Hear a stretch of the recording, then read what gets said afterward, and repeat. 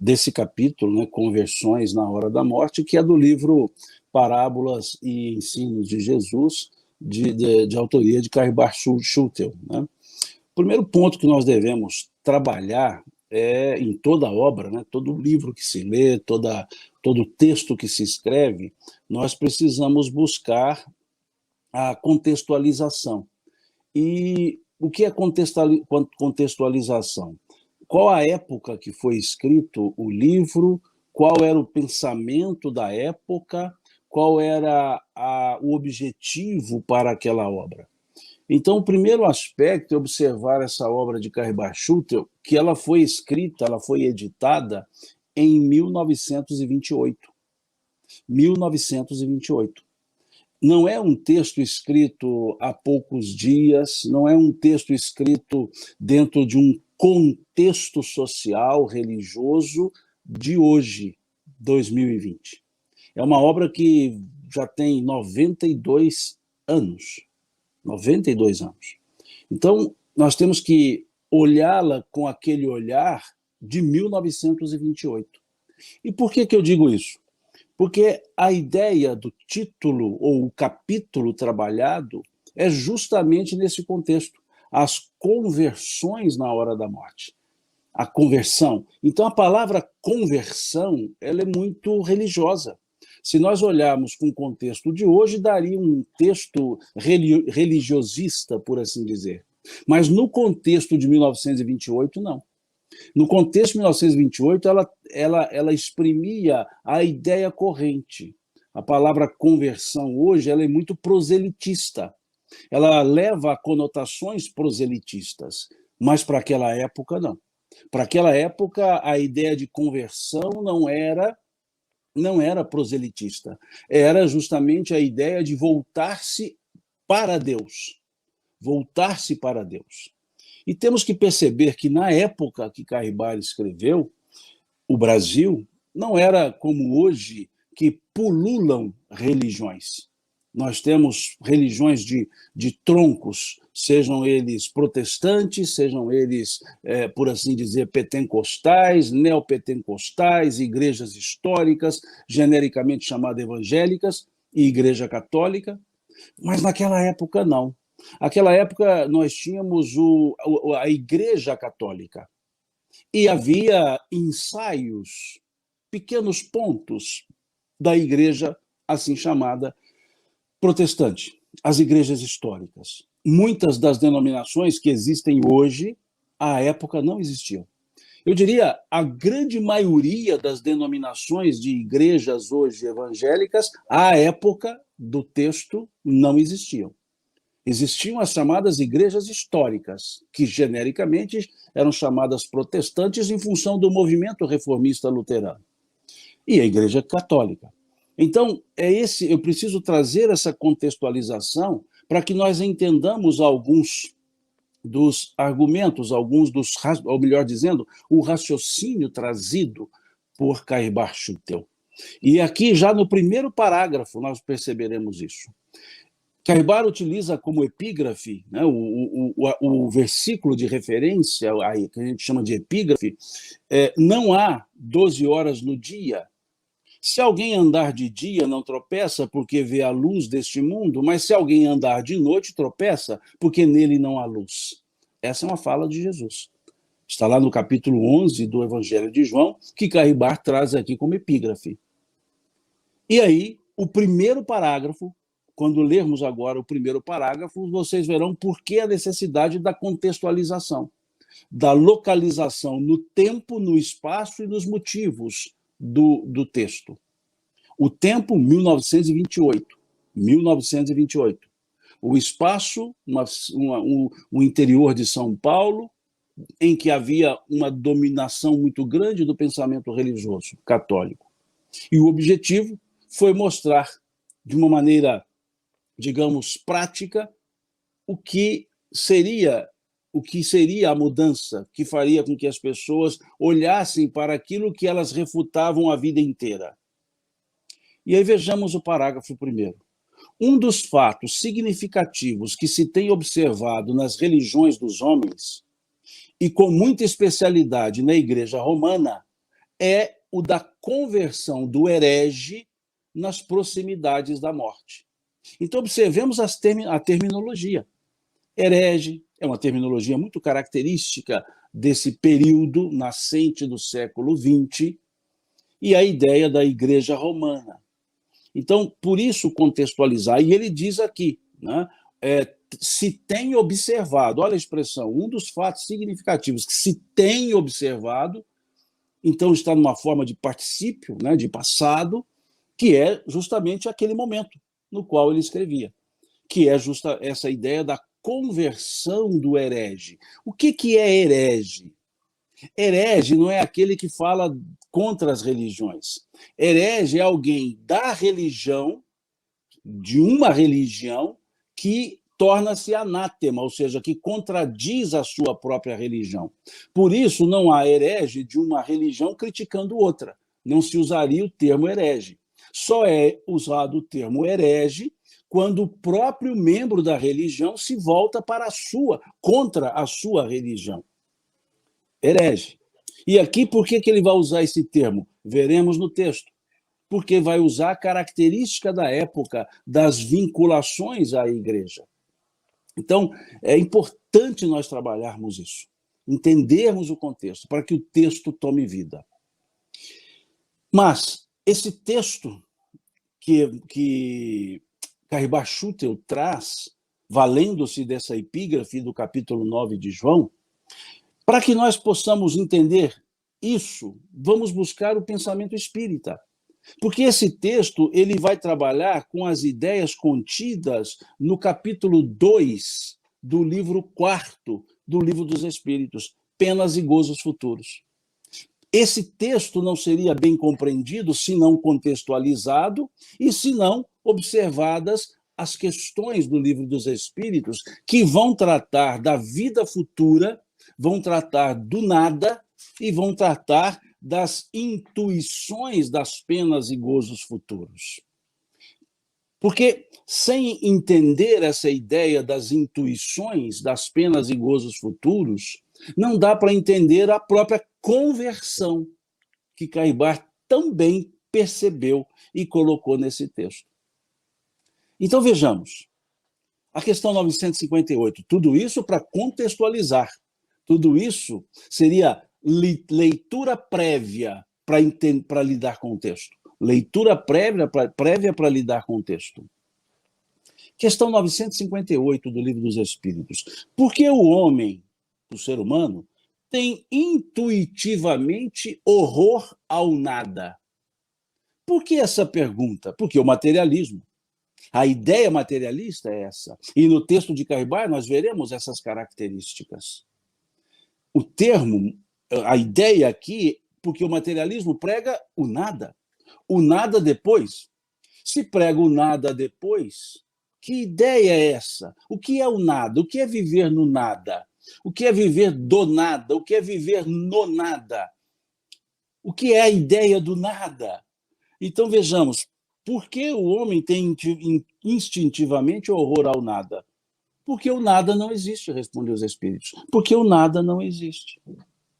Olha que coisa interessante. Se o nada não existe e o materialismo trabalha com o nada depois da morte, significa que nós deixaremos de existir.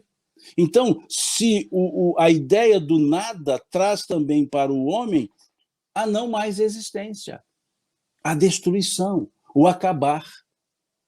Por isso, intuitivamente, o materialista também tem horror ao nada. O materialista também não quer trabalhar com a ideia do nada, mas trabalha. E a ideia do nada desnorteia.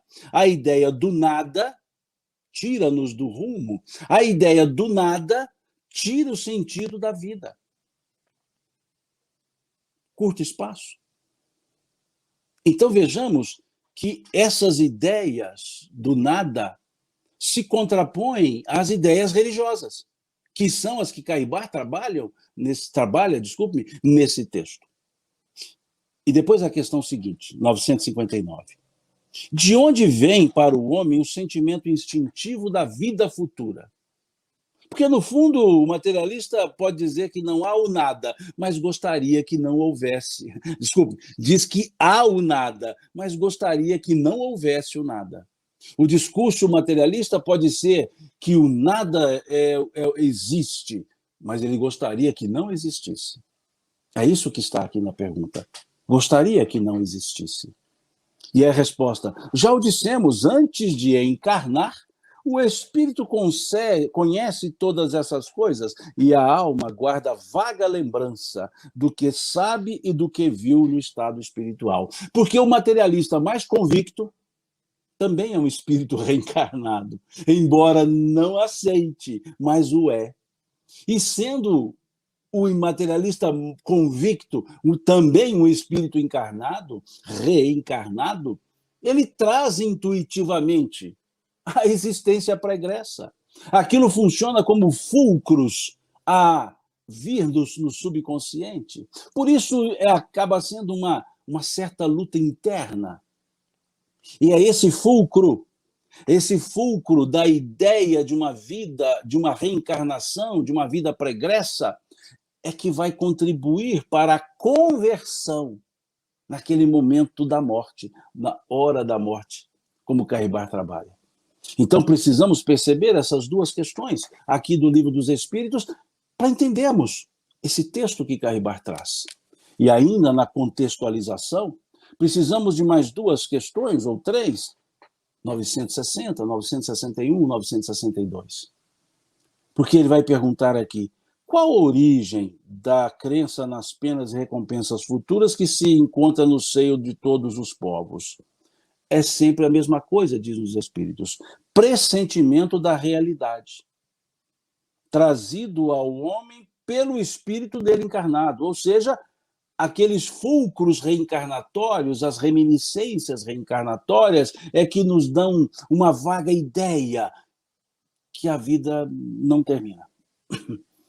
Por quê? Porque nós sabemos que não termina, mas não sabemos que sabemos naquele momento reencarnado. Porque o véu do esquecimento acontece. Mas fica latente no nosso subconsciente, naquela ideia da casa mental que André Luiz nos traz, lá do mundo maior. Fica ali, como que pulsando, piscando, lá no subconsciente. Por isso é intuitivo. A resposta segue, óbvio, né? Porque sabei o bem, não é em vão que uma voz interior vos fala, e o vosso erro consiste em não ouvi-la com bastante atenção. Se pensasseis nisso com mais frequência, tornar-vos-ias melhores. Aqui encaixa-se muito bem esse epípeto, esse versículo do capítulo 11, versículo 9 do Evangelho de João. Não há 12 horas no dia? Se alguém andar de dia, não tropeça, porque vê a luz deste mundo. Mas se alguém andar de noite, tropeça, porque nele não há luz. Olha, se pensasseis nisso, ou seja, na realidade espiritual, enquanto estamos na luz, acordados, se pensasseis nisso com mais frequência, tornar-vos-íeis melhores. E aí vem a questão 961. Qual o sentimento que domina a maioria das pessoas no momento da morte? Carribar não está trabalhando a ideia da conversão na hora da morte? Então, essa pergunta 961, ela é cabível, perfeita, perfeitamente encaixada no contexto do texto. No contexto do texto. Desculpe o eco. Mas vejamos, questão 961. Qual o sentimento que domina a maioria das pessoas no momento da morte? A dúvida, o temor ou a esperança? Olha que interessante. Qual o sentimento que domina a maioria dos homens, das pessoas, no momento da morte? A dúvida, o temor ou a esperança? Quer dizer, naquele momento ali que vem a ideia materialista, daqui para frente é o nada. E aí o horror ao nada. Como nada? Então não vou existir mais. E aí fica aquela dúvida no momento da morte. Que dúvida? Aquele sentimento, melhor dizendo, no momento da morte. A dúvida? Que dúvida? O nada existe ou não? Depois disso, será o nada ou não? E essa ideia do nada ou não, ela é ela é aterrorizante. Ela é uma ideia que de certa forma, oprime o sentimento, que angustia. Daí a pergunta se seria a dúvida um primeiro sentimento. Um segundo sentimento, o temor. Existe esse depois, a minha vida foi mal vivida, e o que será depois? O que será depois? Para o contexto da época, céu ou inferno? Para o contexto da época da pergunta de Kardec, inclusive. Ou a esperança. Olha, fiz o que era possível ser feito. Agora esperar os gozos futuros. E vejamos a resposta. Se seria a dúvida, o temor ou a esperança. A dúvida nos céticos endurecidos. Nós vamos ver os céticos endurecidos no texto de Caibar. O temor nos culpados. E a esperança nos homens de bem. Ou seja, os três sentimentos. A dúvida para os céticos endurecidos, o temor nos culpados e a esperança nos homens de bem. E aí vem a questão 962. Por que existem céticos, já que a alma traz ao homem o sentimento das coisas espirituais? Por que existem céticos, então? Se a alma, se há essa luzinha, esse subconsciente, já que a alma traz ao homem o sentimento das coisas espirituais. Vejam, eles são em menor número do que pensais. Muitos se fazem espíritos fortes durante a vida por orgulho, mas no momento da morte deixam de ser tão fanfarrões. Essas três respostas são fundamentais para o texto de Caibar. São fundamentais como que para explicar por que Caibar está escrevendo o texto. É esse o conceito. É essa, vamos chamar na linguagem científica, essa é a base epistemológica do texto. Com dizeres característicos dos anos 20, do século 20, e com a fundamentação, os porquês, melhor dizendo, extraídos desse capítulo 2, das penas e gozos futuros, da intuição da vida futura, e, em especial, essas questões 961 e 962. Dizendo, então, que a negação de uma vida futura está no orgulho das pessoas. E aí ele diz, mas no momento da morte, deixam de ser tão fanfarrões assim. E é justamente esse. Vejam, no momento da morte, deixam de ser fanfarrões. Qual é o título do texto de Caibar? As conversões na hora da morte. Vejam, se o próprio título está em consonância com a resposta dessa questão 962 do Livro dos Espíritos. Então, agora contextualizado, em termos de matriz do pensamento utilizado no texto, que é a base do Livro dos Espíritos, e contextualizado com a linguagem, o pensamento e a característica da época que o livro foi escrito, que o texto foi escrito, o livro foi editado, 1928, o que nós temos, então? Agora, textos de Caibar. Um dos fatos significativos que se tem observado nas religiões dos homens, e com muita especialidade na Igreja Romana, é a conversão do herege nas proximidades da morte. Esses fatos são mesmo comuns, seja porque o refratário à crença, ao aproximar-se da hora fatal, agarra-se a todas as tábuas que julga de salvação e declara-se convertido. Seja porque, mesmo contra a vontade do delinquente, e quando se trata de personagem de renome, a igreja o torna converso. Veja como ele usa a realidade da igreja da época. Ou seja, esse homem voltou ao seio da igreja. Vamos dar um salto muito maior, que não é o caso da conversão, mas é o caso dessa última frase, que, por se tratar de personagem de renome, a igreja o torna converso. O caso de Galileu. O caso de Galileu, século XVI, mas o caso de Galileu. Foi a igreja que o declarou converso quando ele exigiu que ele se retratasse. Quando ele exigiu que retratasse, dizendo, não, que na terra não se movia. Né? A terra não se movia, E ele dizia, então, ele teve que se retratar, ou seja, se converteu, retratou-se, mas disse lá para si mesmo, mas que ela move, move. É isso que está nessa última frase. Então, Caibar vai dizer aqui que esse momento, seja pela, veja o que está na questão 962, pelo orgulho que durante a vida refutou a ideia religiosa, chega no momento da morte, a dúvida, o temor ou a esperança surgem, questão 961, e aí a pessoa se torna, ela se agarra a essas ideias da vida depois da vida, como uma tábua de salvação, como diz aqui Caibar Schutel. Então veja como ele analisa.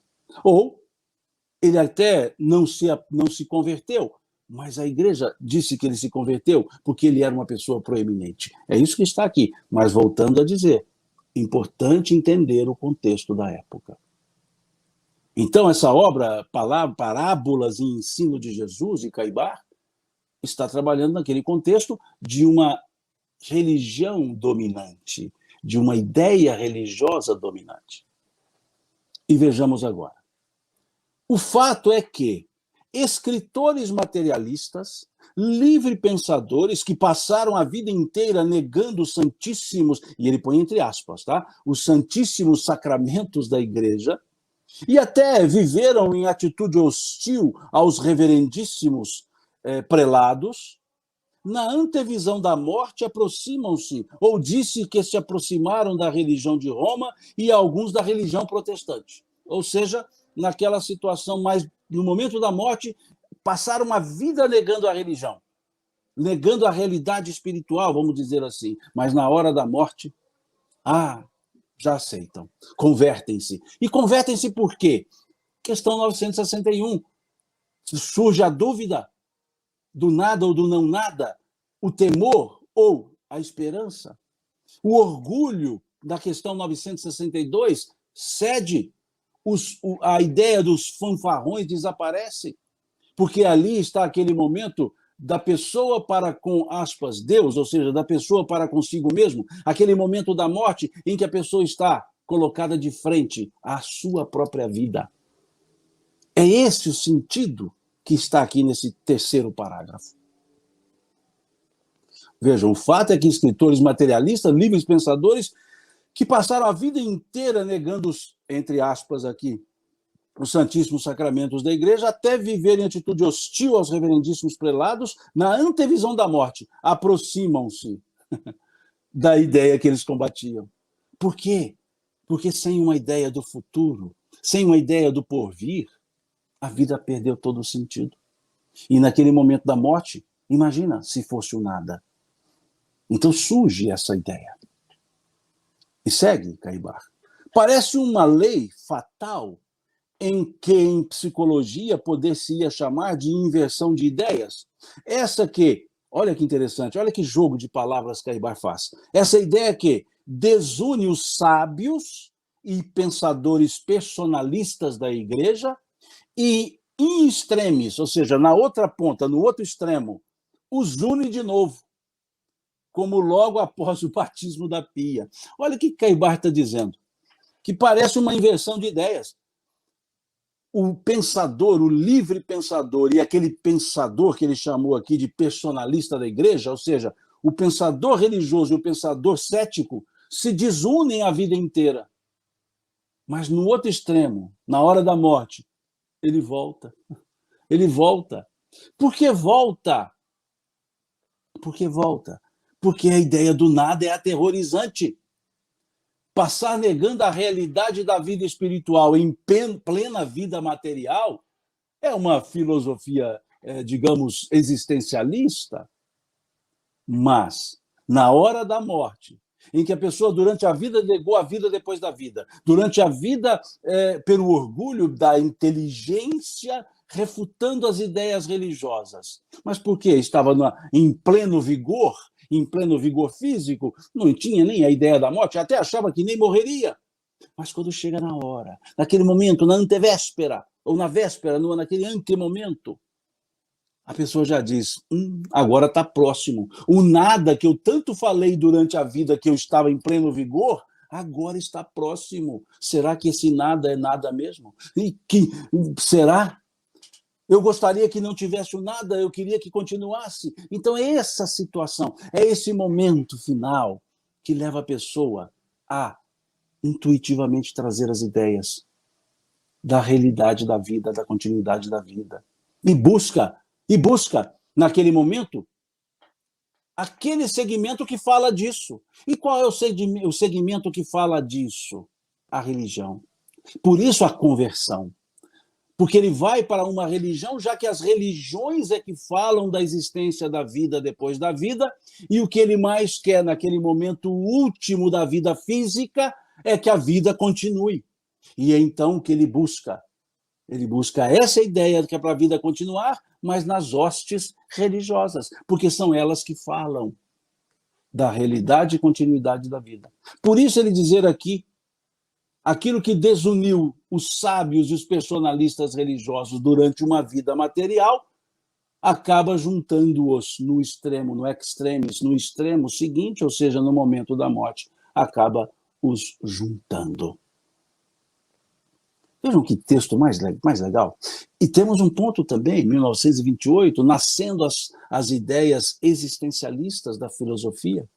Estavam nascendo ali, tomando força, por assim dizer, o existencialismo, que depois tomou mais força ainda à frente, né? A figura de Jean-Paul Sartre, por exemplo, uma figura da filosofia existencialista. Então vejam a pertinência do texto. E aí segue. Olha agora como Caibara escreve. O fenômeno, entretanto, é perfeitamente explicável. E por que é perfeitamente explicável? Por causa dessas questões 960, 61 e 62. 961, 962 do Livro dos Espíritos. Aquele momento do encontro de mim comigo. Porque é muito tranquilo, ali no auge da idade, 30 anos de idade, 25 anos de idade, falar que a vida é só essa, não existe vida depois dessa, pois depois é o nada, então é o niilismo, temos que viver hedonistamente, e vai.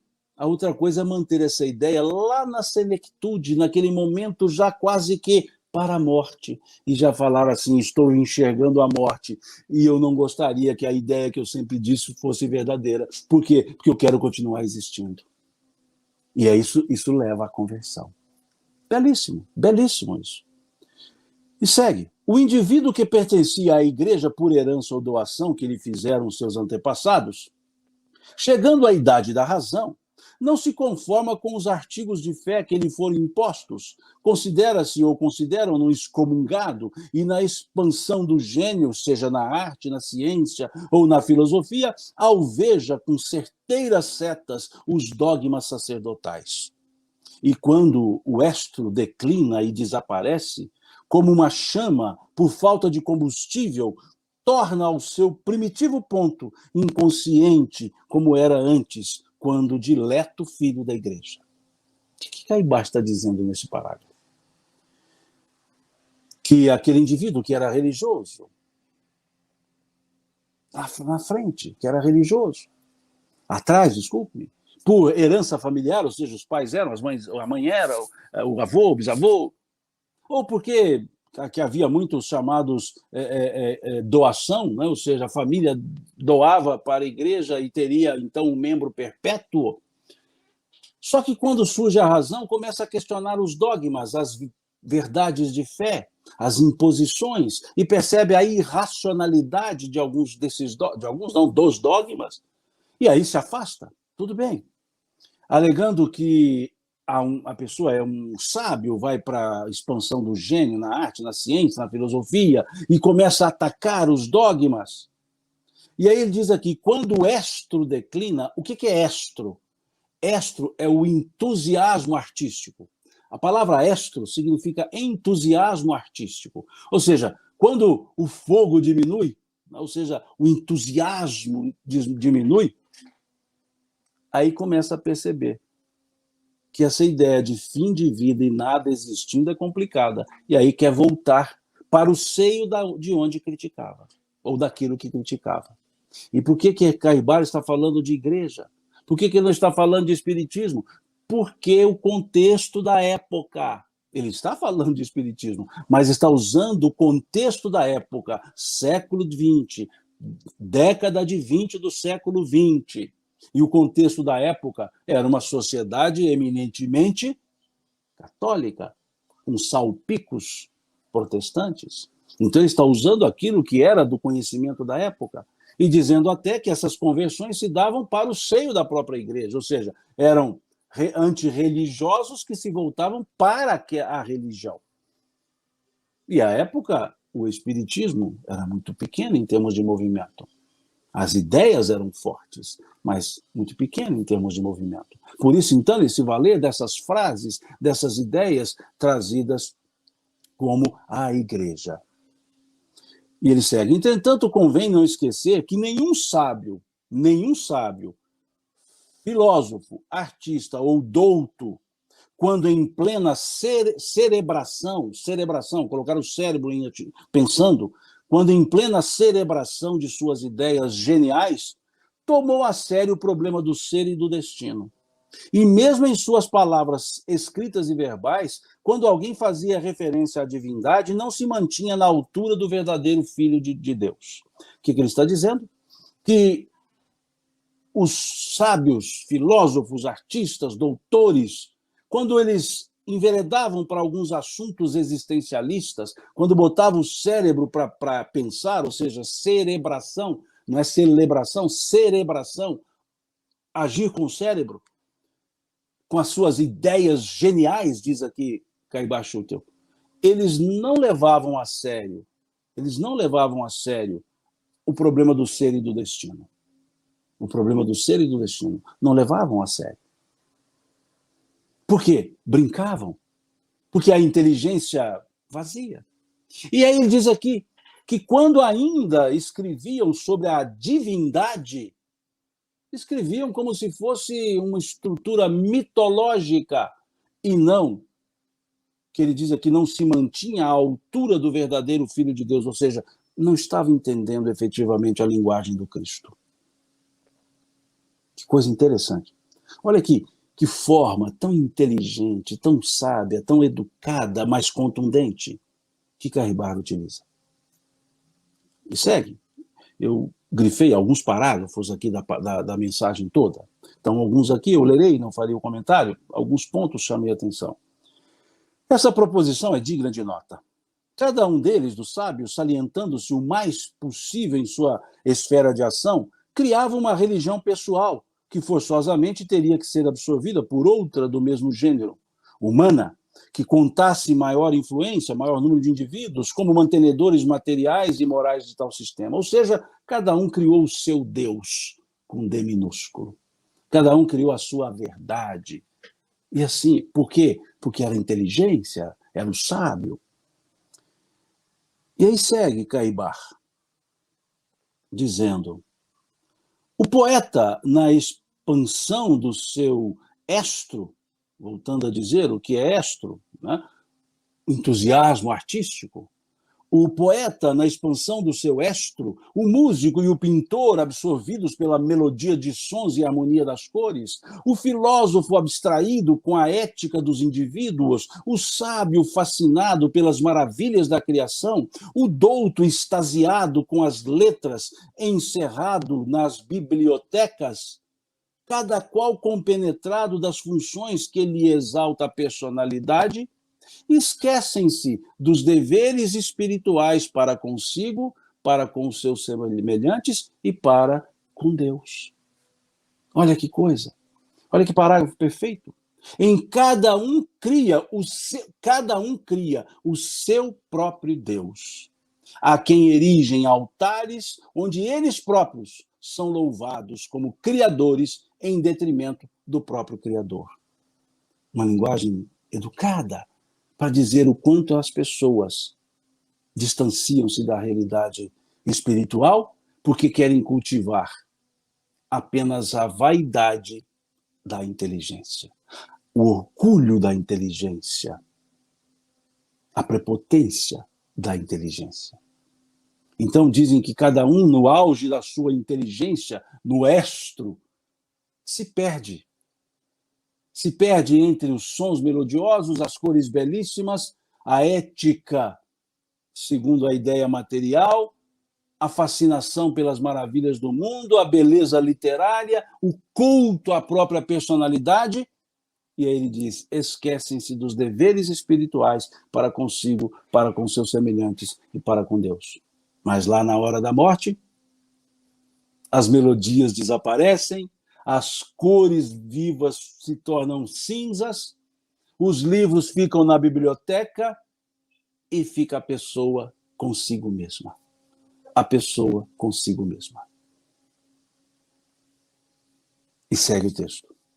Quando chega o momento da desilusão, o que é momento da desilusão? Passei uma vida e agora chego ali no final, entre aspas, na linguagem aqui do interior de Minas, na hora derradeira,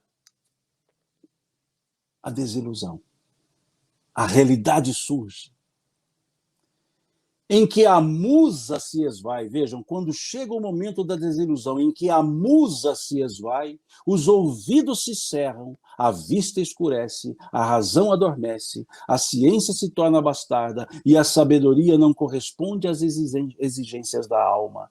Desaparece o Deus com D minúsculo que criaram, abatem-se os altares e eles, retrocedendo à crença hereditária, batem às portas das igrejas, que muitos se honram em contar como filhos, embora mortos, tão grandes personalidades. Vejam que parágrafo. Ou seja, na hora final, inteligência, títulos honoríficos, nada disso vai valer. E aí se voltam para as igrejas, e as igrejas na vaidade diz, está vendo? Agora você voltou a nós, porque nós somos os importantes. Por isso que ele usa aqui, embora mortos. Não é a alma, olha esse parágrafo, não é a alma em busca da salvação que a igreja causa regozijo, mas a honra do nome do morto, que lhe satisfaz o orgulho. Contexto dos anos 20. Contexto dos anos 20 do século 20. Estamos no limiar dos anos 20 do século 21. A partir do ano que vem começam os anos 20, né, de 21 a 30. Começam os anos 20 do século 21. A escrita aqui foram os anos 20 do século 20. 100 anos quase de diferença. 92 anos de diferença. Então, por isso, essa terminologia sempre aludindo à ideia da igreja. A sensibilidade é como a infância, entrega-se inconscientemente forçada pelas circunstâncias, como o recém-nascido ao batismo sectário. Ele quer dizer, olha, nesse momento a pessoa, final da vida, se apega a uma tábua de salvação, que seria a religião, da mesma forma que inconsciente, e isso é inconsciente, porque é um desespero, e na mesma forma que era inconsciente a pia do batismo, como ele diz aqui, ou seja, era uma criancinha, ela não sabia de nada. Então ele faz esse trabalho. Na véspera da morte física, como no começo da vida terrena, o homem que não descortinou os horizontes da alma, da imortalidade, não inquiriu os arcanos celestes, as magnificências de Deus, é sempre o mesmo. Infantil no seu nascimento, infantil na sua decrepitude, ou seja, naquele momento final do corpo decrépito, né? Do corpo sentido, do corpo sofrido, do corpo em caminho de morte. O que ele está dizendo aqui? Que o homem que não descortinou os horizontes da alma, a imortalidade, ele se apega na ideia lá na hora da morte, infantil como do seu nascimento. Porque infantil no nascimento, não tinha noção de nada, passou a vida como infância, toda ela. E lá na frente continua na infância, porque não é o apego no final que vai resolver. Aí ele traz, Caibara, a frase do Epípeto. Se alguém andar de dia, não tropeça, porque vê a luz do mundo, mas se alguém andar de noite, tropeça, porque nele não há luz. Ou seja, por que passar o dia, por que passar a vida física refratando as ideias da imortalidade para, no final, na hora da morte, aqui na linguagem de Caibar Schutel, buscar apegar-se novamente a ela?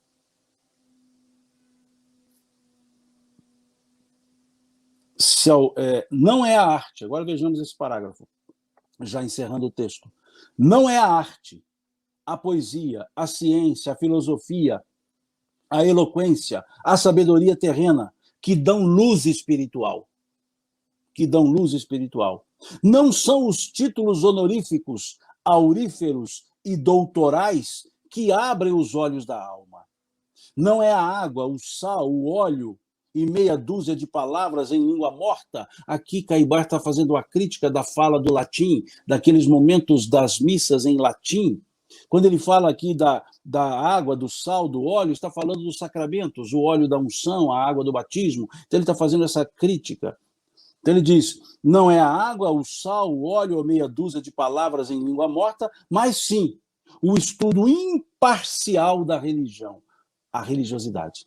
O estudo imparcial da religião, estudo isento de preconceito e de personalismo. É o estudo humilde, com o propósito de conhecer a verdade para abraçá-la. É a submissão aos desígnios de Deus, causa eficiente de tudo quanto existe. Ou seja, é isso que vai abrir os olhos da alma. E, por fim, ele encerra o texto. A lei fatal do arbítrio, a liberdade de escolha, do estudo, do trabalho, do livre exame e, sobretudo, da vivência cristã, obriga a grandes e pequenos sábios e ignorantes. Não há 12 horas no dia? Pois, estuda, trabalha, examina e pesquisa, enquanto te favorece a razão, para que quando te faltarem as forças e a morte de ti te aproximar-se, não te atemorize, nem te trague nas trevas. Voltemos à questão 961. Qual o sentimento que domina a maioria dos homens no momento da morte? A dúvida, o temor ou a esperança? A dúvida nos céticos endurecidos, o temor nos culpados, a esperança nos homens de bem.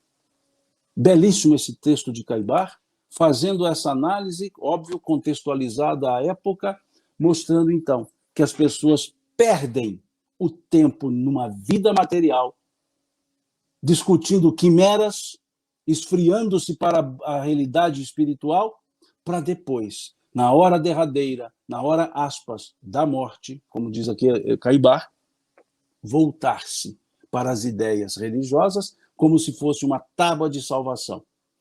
E não há tábua de salvação. São as nossas ações, os nossos sentimentos, que nos efetivamente conduzem para a realidade salvídica, por assim dizer, da nossa própria existência. É isso que Caibar traz nessa obra, nesse capítulo, As Conversões na Hora da Morte, lá do livro Parábolas e Ensinos de Jesus.